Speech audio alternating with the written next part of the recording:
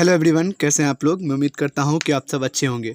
तो आज के इस वीडियो में हम लोग एनसीईआरटी मैथमेटिक्स क्लास 10th का जो है प्रश्नावली हम लोग 4.4 को स्टार्ट कर रहे हैं, क्योंकि हम लोगों ने प्रश्नावली 4.3 को लास्ट के वीडियो में ख़त्म कर लिया था।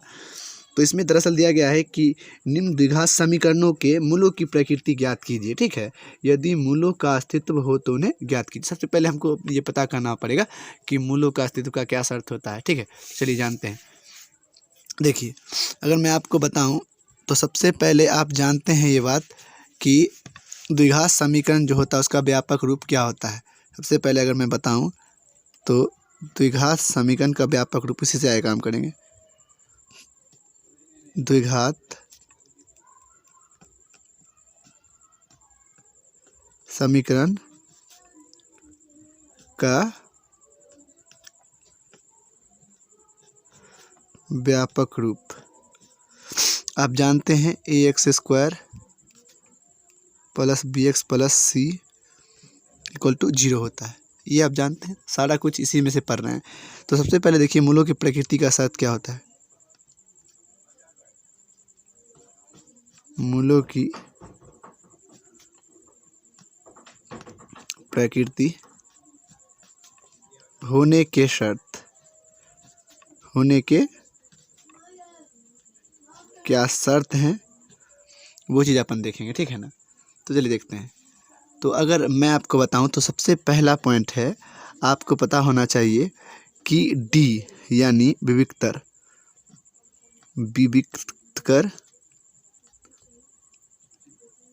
कर या फिर उसी को हम लोग क्या कहते हैं, विवेचक। विवेचक या आप कह सकते हैं इसी को डिस्क्रिमिनेंट,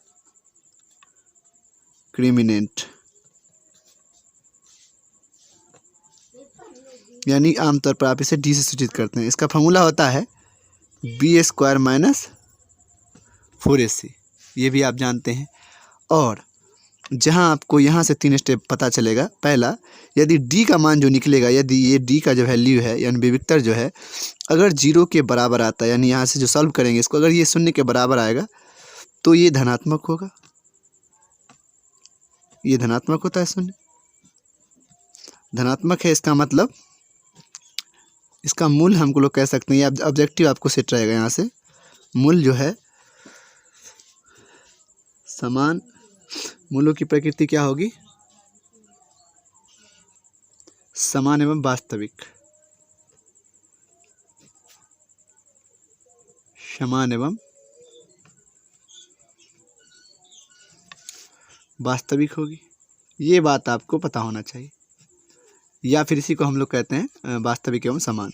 यदि d का मान जो है ना बड़ा हो 0 से, यानी d का मान धनात्मक प्राप्त हो,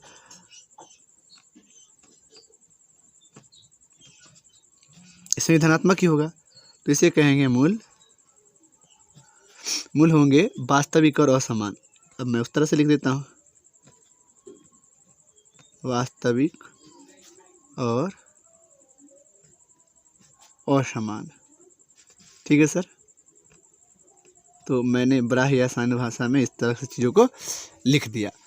तो अब जो है अब तीसरा पॉइंट, तो अगर ये इस दोनों से होगा ना तो इसकी प्रकृति होगी। यदि इस दोनों इस तरह का आता है तो मूलों की प्रकृति होगी, यानी अस्तित्व होगा। यानी ये दोनों सिचुएशन होता है तो अस्तित्व है।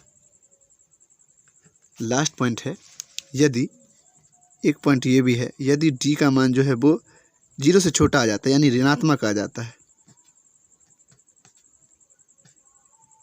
क्या आ जाता है जी, ऋणात्मक आ जाता है, तो इसे कहते हैं मूल अवास्तविक। अवास्तविक या फिर इसी को काल्पनिक कह देते हैं। ठीक है जी, और इसका अस्तित्व नहीं होगा। इसका जो है अस्तित्व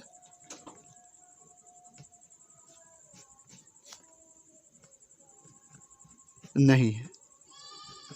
इस सब बात का सारांश ये है कि यदि d का मान 0 के बराबर या d से बड़ा हो तो धनात्मक होगा, यानी उसको आगे सॉल्व करेंगे हम लोग द्विघात सूत्र पे, और यदि नहीं होगा तो आगे सॉल्व नहीं करेंगे। और आप द्विघात सूत्र जानते हैं, मूलों की प्रकृति होने पर द्विघात सूत्र क्या है, जिसको हमने आपको प्रूफ करके ही बताया था, जिसे हम लोग श्रीधराचार्य सूत्र कहते हैं, द्विघात सूत्र, या उसी को श्रीधराचार्य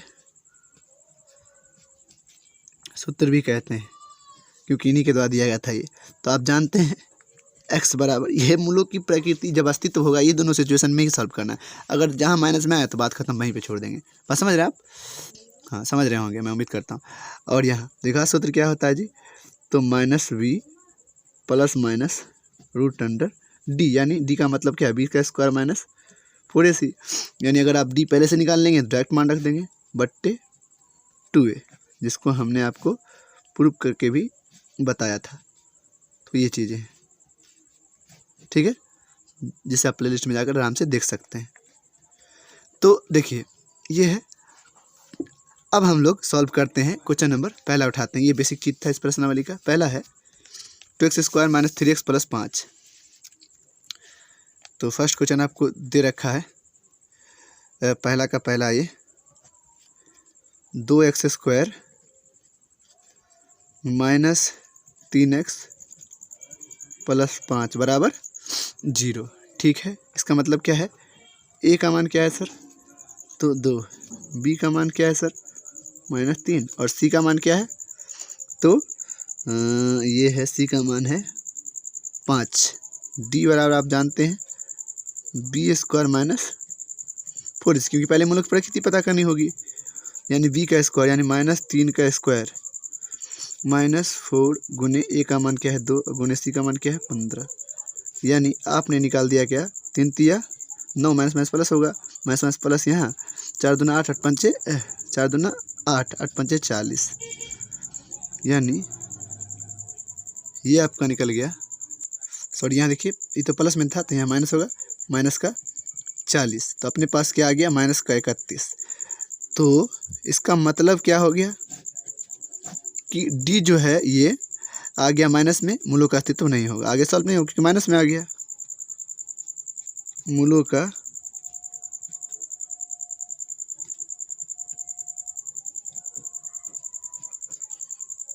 अस्तित्व नहीं होगा। बात समझे आप? तो ये चीज़ें थी। अब चलिए आगे हम लोग देखते हैं क्वेश्चन नंबर पहला का दूसरा। ठीक है, इसमें दिया गया है 3x स्क्वायर माइनस 4√3x और प्लस 4 बराबर 0। चलिए बताइए, a का मान क्या है जी? 3। और b का मान क्या है? तो -4√3। और c का मान क्या है? तो ये आपका 4। d बराबर आप जानते हैं b स्क्वायर माइनस 4ac। ठीक है, तो -4√3 का स्क्वायर -4 गुने a का मान क्या है? 3 और गुने c का मान क्या है? 4। ये लगा दिया, यानी 4 चौका 16, माइनस माइनस प्लस हो जाएगा। √3 को √3 से गुना करेंगे तो 3, बताएं मैं आपको। 4 तिया 12, 12 चौक 48। और ये भी आपका आ गया 16 तिया 48 माइनस 48 अर्थात 0। हमने कहा था किस तरह का है? मूल वास्तविक और समान होगा। वास्तविक और समानता अस्तित्व है,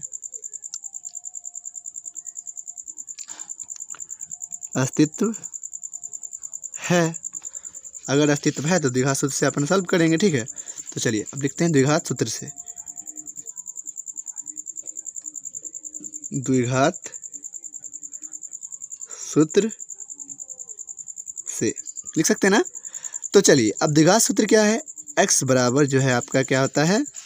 चलिए मैं बताता हूँ, -b plus minus root under b का स्क्वायर माइनस 4ac, अर्थात d निकाले हुए 0 रख देंगे बट्टे 2a, यानी माइनस का b कितना है? b का मान तो माइनस का 4√3 है, तो माइनस माइनस प्लस हो जाएगा 4√3 प्लस इसका मान तो 0 ही है, वट्टा में 2 गुने a का मान क्या है सर? तो 3 है, 3 रख दिया। चलिए आगे करते हैं। तो 4√3 प्लस 0 बट्टे 6, ठीक है, इस तरह से हम लिख सकते हैं। और अब क्या आगे कर देते हैं, तो x बराबर आपका आ गया 0 से तो बात ख़त्म, 4√3/6, क्योंकि 0 का माइनस प्लस से तो कोई मतलब हुआ नहीं है कि नहीं। तो अपन अगर काटते हैं इसको तो इसका आ जाएगा 2, इसको 3, यानी 2√3/3, ये आंसर लिख सकते हैं। या फिर आप ऐसे भी कर सकते हैं कि मैं इसको क्या लिख सकता हूँ, x बराबर 2 × √3 है ना, और क्या मैं इसको √3 × √3 लिख सकता हूँ। तो आप कहेगा सर आपको सब लिख सकते हैं, तो मैंने लिख दिया, क्या दिक्कत है। √3 से √3 कैंसिल हुआ, और 2/√3 ये भी आपका आंसर हो सकता है। तो वो डिपेंड करता है कि आपके एनसीईआरटी में क्या आंसर है। ठीक है, तो मैं उम्मीद करता हूँ कि आपको ये समझ में आया होगा। चलिए आप इसका तीसरा पार्ट देखते हैं। ठीक है, तीसरा दिया हुआ है आपका, ये है कि 2x² माइनस 6x प्लस 3 बराबर 0, ये दिया है। तो इसमें क्या है जी, पहले चेक कर लेते हैं अस्तित्व है कि नहीं। 2 और b बराबर क्या है -6, और c बराबर क्या है सर, तो 3 है। तो d बराबर अपन जानते हैं b² minus 4ac -6² minus 4 × 1 × c, 6 × 36 minus plus हो जाएगा, 4 दूना 8, 8 त्रिके 24। अपने पास आ गया ये क्या, तो 36 में से 12 गया तो बच गया अपने पास 12 ना। तो d का वैल्यू डायरेक्ट आपका आ गया 12। चलिए कोई बात नहीं, 12 लिख देते हैं। अब ये नहीं कि मूलों का अस्तित्व है, धनात्मक है तो मूलों का अस्तित्व है, मूलों का अस्तित्व है, इसलिए द्विघात सूत्र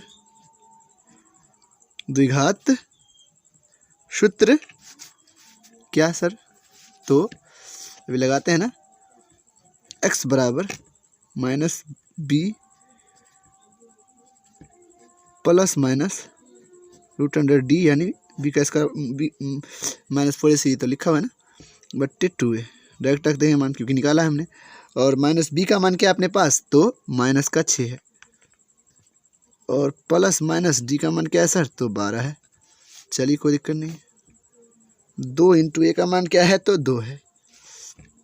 -6 प्लस माइनस 12/4, क्या यहाँ पे 12 को निकलेगा क्या, 12 को देखिए तो 2 6 2 3, तो यहाँ निकल गया, यानी 6 प्लस माइनस 2√3/4, ये लिख सकते हैं। अब एक बार धनात्मक ले लेंगे और एक बार ऋणात्मक ले लेंगे, या फिर यहाँ कॉमन ले काट भी सकते हैं। अगर यहाँ पे कॉमन ले, चलिए एक स्टेप और बढ़ते हैं। 2 अगर कॉमन लेते क्या आ जाएगा, यहाँ पे 2 × 6 प्लस माइनस यहाँ पे √3 और बट्टे में 4 गया, 2 दूना 4 कट गया ना, तो ये 3 प्लस माइनस √3/2 है। तो एक बार लेते धनात्मक चिन्ह, धनात्मक चिन्ह से ये ले लिया अपन, x बराबर 3 प्लस √3/2। एक बार ले लेते हैं,